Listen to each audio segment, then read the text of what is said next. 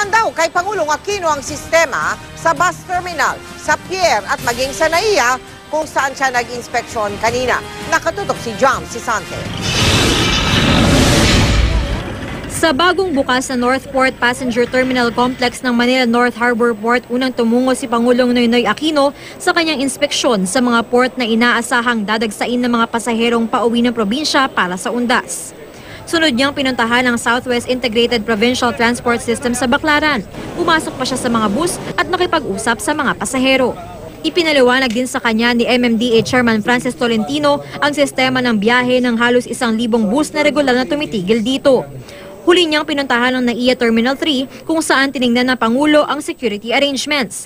Hindi na nagpaunlak ng panayam ang Pangulo pagkatapos ng inspeksyon. Pero ayon kay Presidential Communications Secretary Sonny Coloma, naging katanggap-tanggap naman sa Pangulo ang kaayusan sa mga transport terminal. Sabi ni na DOT si Secretary June Abaya at DILG Secretary Mar Rojas na kasama rin sa inspeksyon.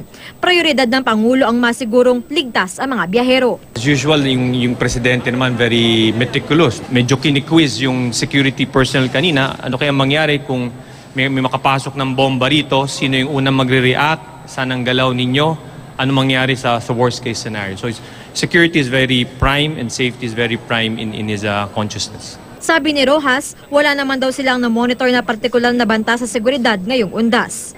Gayunpaman, nakalerto pa rin daw ang PNP. In general, naka-alert naman ang PNP, hindi lamang dito sa mga ports and airports, pero pati hanggang sa kalye at saka sa iba pang kinilalagyan nila. Jam Sisante, Nakatutok, 24 Oras.